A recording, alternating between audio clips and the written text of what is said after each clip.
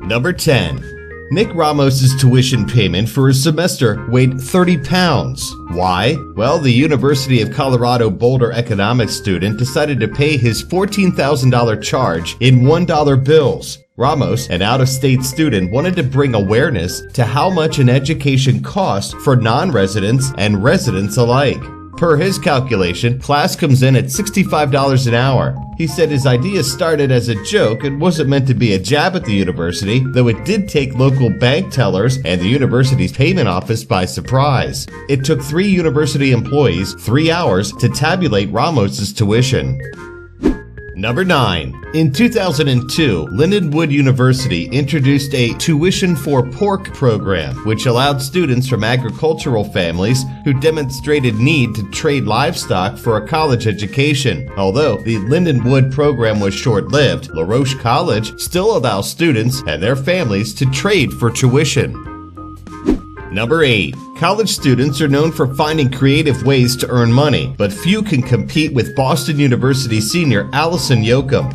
Allison, a self-described lab rat, says she's made more than $3,000 by participating in more than 30 medical studies at Boston's world-class research hospitals. We can see that for some students, like Yoakum, this could be almost a full-time summer job.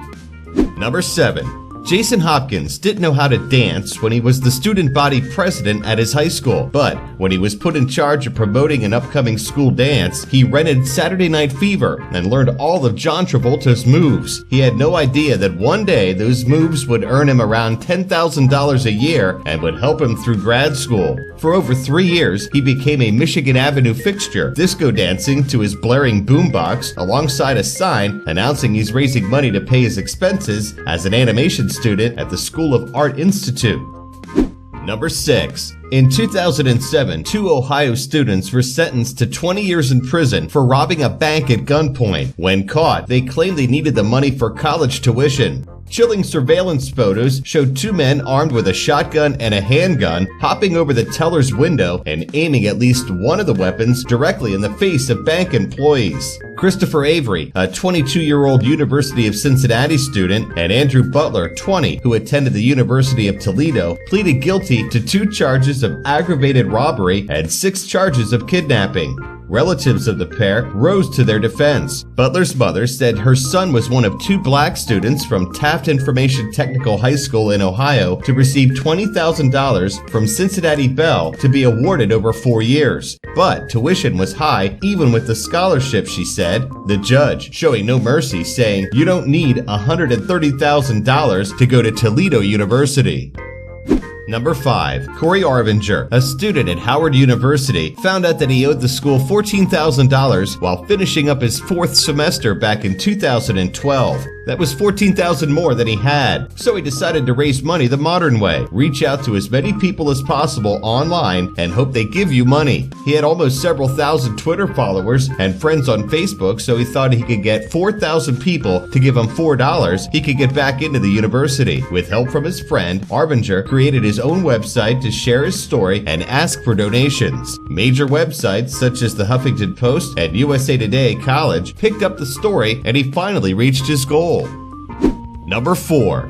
Free college plus free food. Where do I sign up for that? Sounds too good to be true, but this University of Wisconsin student is actually eating his way through school competitively. Computer engineering student Eric Dahl is one of the best in the world at competitive eating. He has earned more than $18,000 in prize money or merchandise to help pay for his education. In 2012, he didn't want to pay for his meal, so he signed up for a challenge. Eat a 3-pound cheesesteak sandwich in less than 10 minutes and skip the bill. He finished in less than 6 minutes. His first paycheck was $250 for inhaling 9 pulled pork sandwiches in 6 minutes. Dahl walks a few miles a day, lifts weights, and plays soccer and hockey to maintain his 220-pound weight.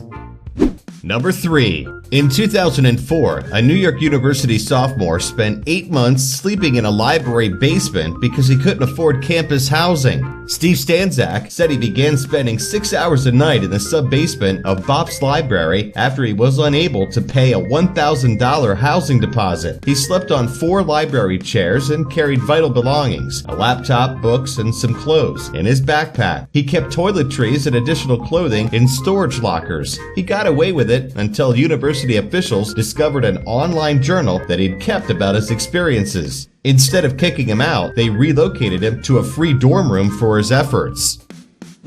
Number 2. A pastor in Colorado Springs was sentenced to 4 years probation for using money from his church trust fund to pay for his 2 children's college education. Donald Armstrong misappropriated as much as $99,000 from a Grace Church trust fund originally set up to pay for education of seminary students. When the allegations first surfaced, he was excommunicated from the Episcopal Church. What did he do? He started his own church. Many members of his old congregation now attend that church and apparently don't mind paying for his kids to go to college. Number 1. A New Jersey high school senior sued her parents, accusing them of tossing her out of the family home when she turned 18 and refusing to pay for her private high school and college education. Rachel Canning filed a lawsuit asking the court to have her parents pay the outstanding tuition for her private high school, her living and transportation expenses for the foreseeable future, and used money from an existing college fund to pay for at least some of her college education. She even asked that they pay her legal bills. Canning eventually dropped the lawsuit after a judge denied her request for living expenses and moved back in with her parents. The story has a happy ending for the honor student and cheerleader. She landed a $56,000 scholarship to Western New England University.